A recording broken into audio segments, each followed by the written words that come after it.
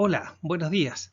Mi nombre es Hugo Segura, soy fonoaudiólogo de Talca, Chile, trabajo en la Universidad Santo Tomás y quiero comenzar agradeciendo a los organizadores de este segundo Congreso Internacional de Fonoaudiología del Noroeste Argentino por su gentileza al invitarme a participar con ustedes.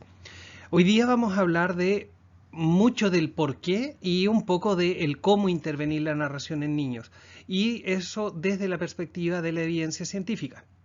Entonces, en primer lugar, vamos a hablar de la evaluación. La evaluación desde el contexto de los trastornos del desarrollo del lenguaje, pero que son válidas para los trastornos en general de la comunicación en niños. Entonces, la información está ahí abajo. Ustedes pueden ver de dónde voy sacando las fuentes de información a partir de las cuales construyo esta presentación. Entonces, Bishop y los autores que participaron en el consorcio Catalyze nos dicen que la evaluación del lenguaje debe ser obtenida desde múltiples fuentes. Es decir, tenemos que obtener información de la familia, información del colegio, información del contexto en el que se mueve el niño, a partir de pruebas estandarizadas referidas a norma o referidas a criterio de la observación y de un poco de cómo está usando funcionalmente el niño su comunicación.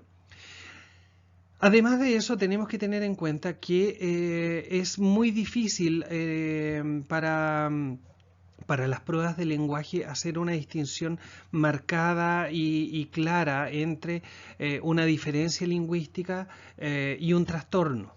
La diferencia entre qué es un niño poco estimulado, qué es un niño deprivado, qué es un niño que tiene una variante lingüística y qué es un niño con desarrollo típico. Y para la evaluación es importante partir desde lo general a lo particular, y se sugiere partir desde la expresión para después ver qué pasa en la comprensión y al final ver los subprocesos que están subyacendo a lo que nosotros observamos. Finalmente, tenemos que entender que no todos los aspectos del lenguaje se afectan de la misma manera. Hay algunos que son un poco más resistentes, como por ejemplo la pragmática, otros que son más sensibles, como la fonología, y entre medio están aspectos como la sintaxis, que también puede ser frecuentemente afectada en los trastornos del lenguaje en la infancia.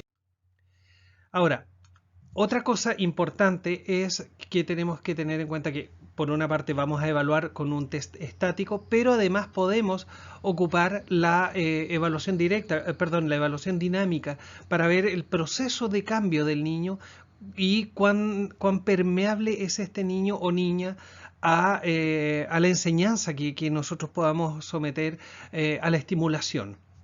También es importante considerar siempre el factor pragmático, y lo vamos a ver un poco más cuando les hable del modelo que me guía un poquitito en cuanto a la organización de la intervención.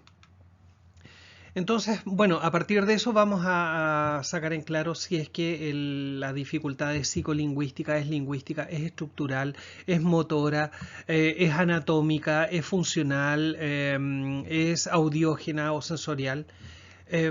La evaluación nos va a ir indicando eso. Entonces, también tenemos que identificar factores adicionales, como por ejemplo qué pasa con las habilidades atencionales, qué pasa con las habilidades motoras. Cuando Bishop y el consorcio Catalyze hace su propuesta, ellos establecen claramente que el trastorno puro o específico del lenguaje es más bien una excepción y no una regla. Entonces, tenemos que reconocer también que el lenguaje va muchas veces en carriles paralelos, pero no exactamente siguiendo la misma línea que la habilidad no verbal. Y muchas veces vamos a encontrarnos también con dificultades del lenguaje que obedecen a factores que son más bien externos, como por ejemplo síndromes genéticos o daño cerebral adquirido o congénito, dificultades sensoriales, visuales, el déficit atencional, por ejemplo, es otro factor que también tenemos que tener en cuenta, y todo eso lo tenemos que conjugar al momento de organizar la terapia.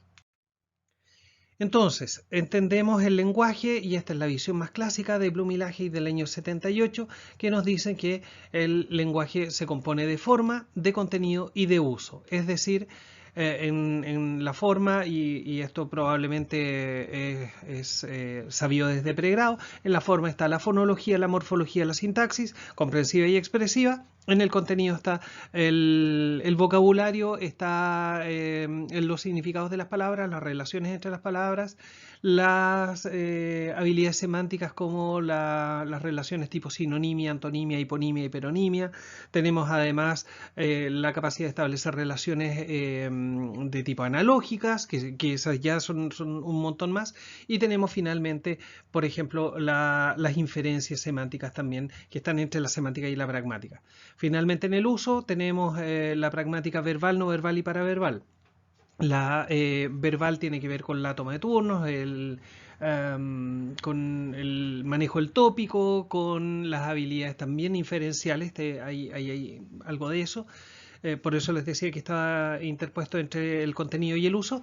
Y está el uso prosódico, las habilidades paraverbales, las prosodias, las entonaciones emocionales, las entonaciones de énfasis. Y finalmente el uso no verbal, contacto visual, expresión facial, distancia y proxémica entre los interlocutores, etc. Esta es la visión clásica. Pero ahora les voy a mostrar una visión que es un poquitito diferente, que es la visión que nos propone Roberto Owens en su libro del 2013, en el que ocupa algo muy parecido. De hecho, son los mismos componentes. Tenemos forma y tenemos contenido.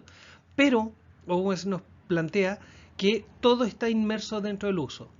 Es decir, cualquier alteración, por pequeña que sea, a nivel de la forma, de la fonética, de la fonología, de la sintaxis, incide en el uso y en la interacción. Entonces, desde ese punto de vista, que podría parecer trivial, en realidad lo que estamos viendo es que se nos propone una forma, una óptica distinta. Y así entendemos, por ejemplo, que desde la funcionalidad nosotros no vamos a trabajar, por ejemplo, repitiendo oraciones. Porque el repetir oraciones estimula muy bien la memoria, estimula muy bien algunos procesos, pero no siempre nos asegura que el niño, por ejemplo, vaya a generalizar. En cambio, si trabajamos desde el uso, vamos trabajando directamente desde lo funcional y desde lo que al niño le sirve y lo que él debe aprender para interactuar de manera más adecuada con el entorno. Entonces, en ese sentido, entendemos que la narración es un vehículo de pensamiento, una forma de interacción que es muy rica. Tiene múltiples factores que la hacen una forma pragmático-semántica del lenguaje, un uso pragmático-semántico del lenguaje que está presente en todo el ciclo vital, desde la cuna hasta la tercera edad, en la senescencia. Los adultos mayores gustan de contar sus historias. Los niños escuchan historias y rápidamente empezamos a ver que las historias son un vehículo de cultura que está representado en toda la historia humana. Y para eso yo, si me permiten la sugerencia, lean a Brunner. El año 1986 él escribe un libro hermosísimo que habla justamente, se llama Realidad Mental y Mundos Posibles, habla de cómo podemos interpretar nuestra existencia desde la narración. Es muy, muy bueno. Pero desde el punto de vista ya más fonoaudiológico y quizás menos sociocultural, la narración tiene importancias muy relevantes. Por ejemplo, en primer lugar vamos a nombrar que Dorothy Bishop y Edmundson en el 87 encuentran y descubren que el discurso narrativo se convierte en un importante predictor de lo que va a ser el lenguaje posterior en el niño. Niños que empezaron a ver distintas habilidades lingüísticas de los niños y la que mejor se correlacionaba con las habilidades de lenguaje posteriores eran justamente las habilidades narrativas. En segundo lugar, bueno, otras autoras que son muy nombradas y muy útiles de tener en cuenta son la doctora Phyllis Schneider, Rita Hayworth y Phyllis Bisdouvet. En el 2006 ellas tienen todo un programa de evaluación de la narración que se llama el ENI. Se puede buscar y es gratuito en la Universidad de Edmonton en Canadá. Al final están las referencias por si las quieren. De todas maneras, también voy a dejar mi correo por si hay alguna duda o algo que quieran complementar. Segundo lugar, la narración es importante porque es un importantísimo predictor de comprensión de lectura. Niños que cuentan historias completas cuando son pequeños son niños que probablemente van a tener una buena habilidad de comprensión lectora. Esto tiene un montón de causas, tiene un montón de razones de ser. Entre otras, tiene que la narración está justo entre medio de la memoria semántica y la memoria episódica. Y en ese sentido funciona y aprovecha el buffer episódico de la memoria de trabajo para focalizar la atención y para permitir que los hablantes puedan trabajar de mejor manera integrando los contenidos. En tercer lugar, Daniela O'Neill, el 2004, encuentra que niños que tienen buenas habilidades narrativas son niños que tienen buenas habilidades matemáticas. Esto al principio puede parecer sorprendente, pero en realidad si lo pensamos un poco, al principio la narración, las matemáticas son solamente aritméticas, solamente 2 más 2, 4, 2 por 3, 6, 5 por 4, 20. Pero rápidamente los niños cuando adquieren esto empiezan con problemas matemáticos. Juanito tenía 5 manzanas, le regaló 3 a su hermano, ¿con cuántas se queda? Y ese problema tiene una estructura narrativa. Tiene personajes, tiene evento inicial, tiene una resolución. Entonces, en ese punto nosotros podemos entender que el discurso narrativo tenga una relación específica con las matemáticas. De hecho, ahora en este momento, ¿no?, estamos haciendo un trabajo con una colega y amiga, la Daniela. Ella está viendo las habilidades lingüísticas de niños con TEL y las habilidades matemáticas, y por mi parte voy a hacer una apreciación de qué ocurre con las destrezas narrativas. Entonces eso viene pronto ya va a terminar esa investigación y la vamos a tener, si todo resulta bien, pronto para poder compartirla. Finalmente, podemos decir que la narración se convierte en un predictor de éxito escolar. Ahí John Miller con Andrea Kinogertz en el manual de su software, que es el SALT, muestran las investigaciones que así lo prueban. Pero, ¿qué es la narración? Hemos hablado de narración, todos tenemos una idea de lo que es narración, pero vamos a asentarlo un poquitito más en torno a lo que nos dice la evidencia. Narración es, como todo discurso, es una secuencia de enunciados que está en torno a un tema y que está organizado temporalmente. Hasta ahí tenemos discurso, pero le falta algo que es muy importante. No basta una secuencia de oraciones que están organizadas temporalmente para que esto sea discurso narrativo.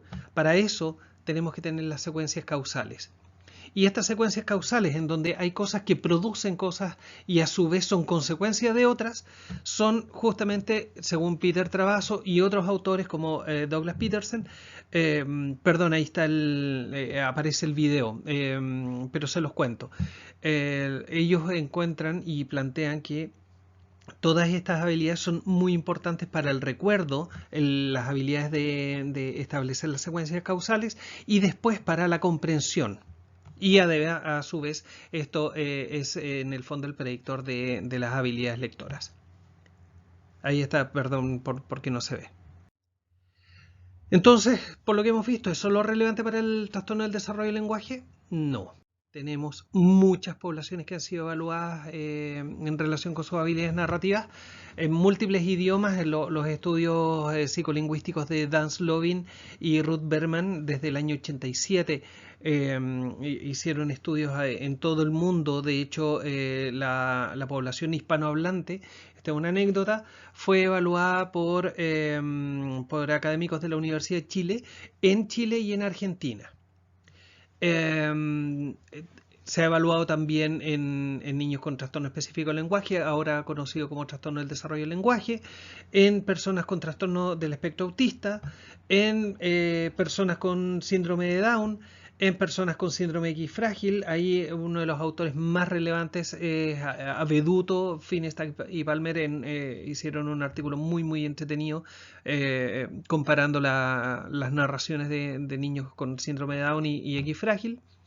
Déficit atencional también. Y en adolescentes, ahí Marilyn Nippold es una autora que vale la pena echarle una mirada. Ahora, ¿cómo evaluar? En primer lugar, tenemos que tener claro que no da lo mismo la forma de evaluar porque vas a tener distintos índices y distintos resultados de acuerdo con la forma de licitación. Entonces, por ejemplo, cuando mis estudiantes me preguntan, oiga, profe, este niño tiene un PLE de 3,4, ¿eso está bien o está mal? No sé, no se puede saber porque va a depender de cómo elicitaste. Entonces vamos a ver un poquitito de eso. En primer lugar, hay elicitación con y sin apoyo visual, ¿ya? Y tenemos recontado de una historia apoyándonos con una sola imagen, tenemos recontado con una secuencia de imágenes, tenemos recontado usando video y tenemos generación de historia, es decir, que no es recontado. Lo puse en rojo y lo tengo bien destacado porque ese es el tema de mi tesis doctoral. Estoy evaluando actualmente personas. Estoy primero trabajando con adultos para ver si distintas láminas elicitan historias más o menos equivalentes para después eso bajarlo a los niños y tenerlo como un instrumento de evaluación más bien formal. ¿Ya? Entonces, la generación de historia, a diferencia de todas las otras que les he mostrado ahí, tiene una característica muy especial, que es que el niño genera y crea la historia y no se apoya en procesos de memoria. Esto es importante porque muchas veces encontramos que los niños recuerdan ciertas frases o recuerdan ciertas palabras, entonces se les infla el vocabulario o la sintaxis de manera artificial porque el niño se está apoyando por procesos de memoria. Entonces, la generación de historia apuntaría específicamente a las destrezas propias del niño sin darle mucha asistencia y por lo tanto tenemos una visión más real de lo que es capaz de hacer el niño en forma espontánea.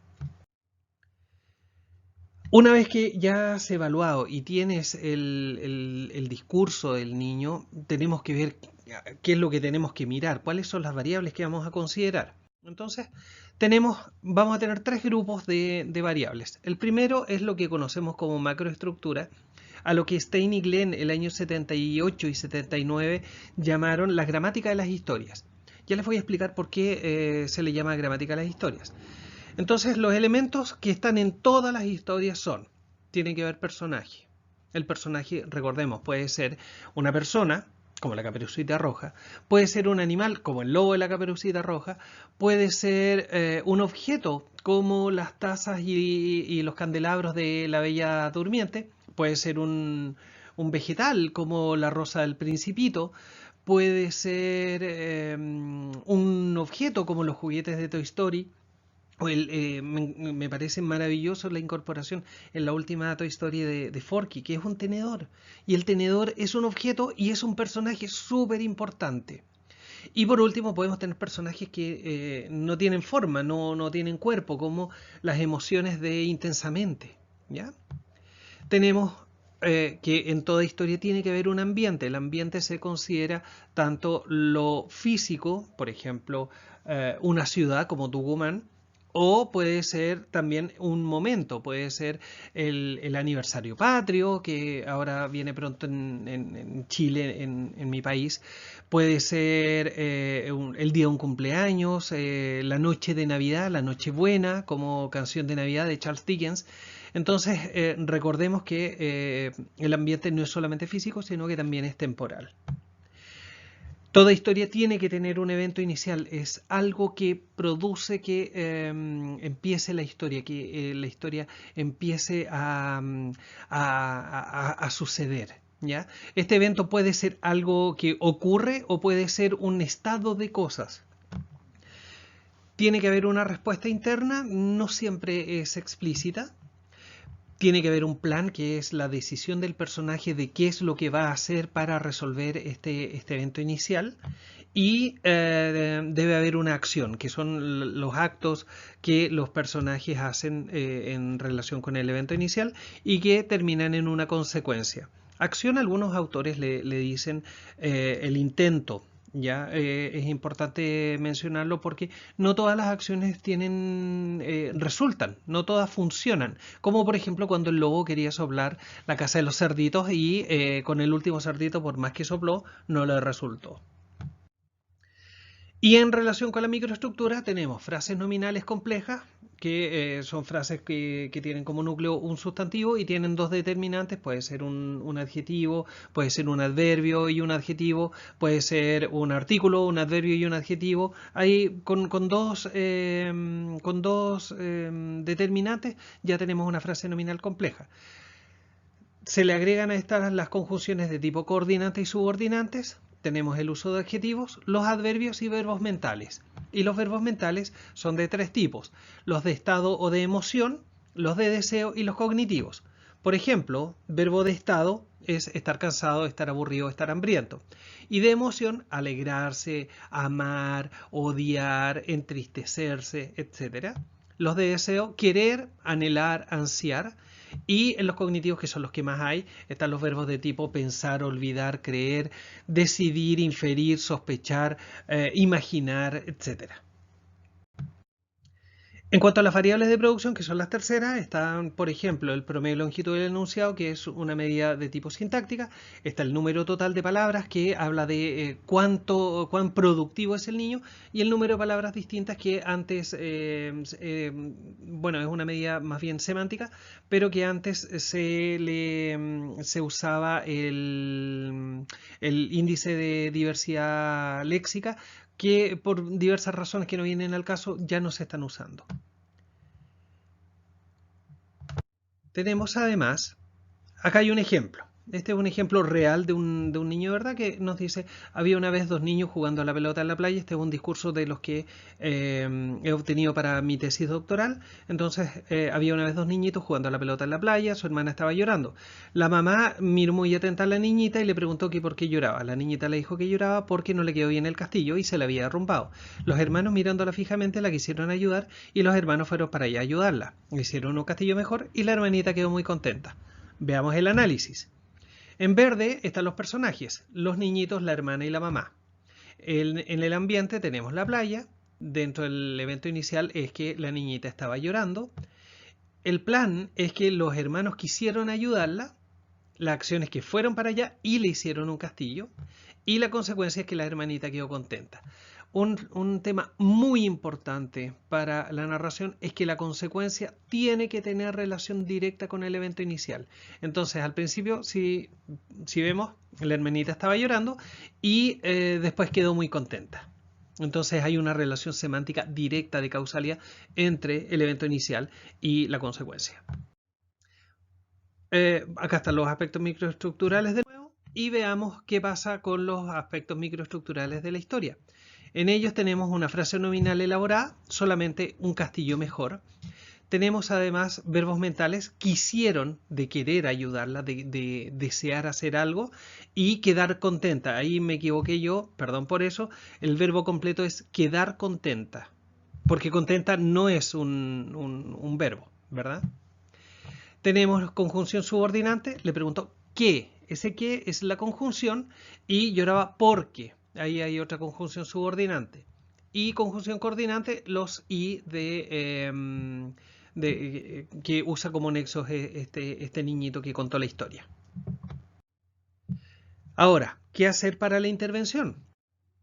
En primer lugar, la evidencia científica nos indica, y les sugiero revisar la revisión sistemática que hizo Douglas Peterson el 2011, si no me equivoco. La intervención que se vale de organizadores gráficos es una que está muy validada por la evidencia, y ahí están los argumentos. Apoyan procesos de memoria, dan pista visual, ayudan a prestar atención, favorecen la participación, hace que los niños se motiven. Ahí tengo unos ejemplos, estos están bajados de internet y si se fijan, los iconos que representan acción y problema están pixelados. Eso quiere decir que son iconos antiguos.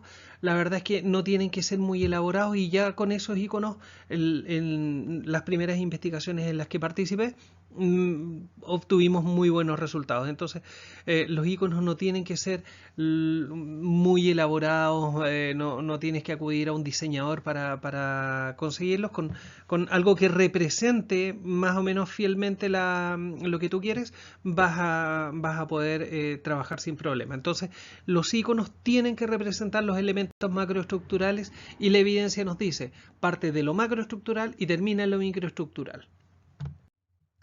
Entonces, es muy relevante decirles esto. No basta con tener solo los elementos, estos tienen que estar organizados. Y para ello, lo más importante es que esta historia tenga el cierre del evento inicial, perdón, el cierre del evento inicial, las acciones y la consecuencia que se le llama el episodio narrativo. Entonces, aunque sea un episodio muy pequeño, tiene que haber esta unidad semántica o esta unidad lógica causal entre evento inicial y la consecuencia. ¿Ya? Entonces partimos desde la macroestructura, conservando esta unidad semántico-pragmática y después podemos empezar a trabajar sobre los elementos más microestructurales. Entonces, el programa que diseñé, les voy a mostrar más o menos la estructura de las sesiones, consiste más o menos en lo siguiente. Primero se les presenta a los niños el target, que puede ser, por ejemplo, hoy día vamos a aprender la consecuencia, hoy día vamos a aprender evento inicial, hoy día vamos a aprender a usar adjetivos, hoy día vamos a aprender adverbios. Se interactúa con los participantes, se les pregunta, por ejemplo, cómo es un personaje y después vamos agregándole ciertas características para usarlo, por ejemplo, en una historia y se le enseña. Bueno, podemos ocuparlo de esta manera y vamos contando una historia.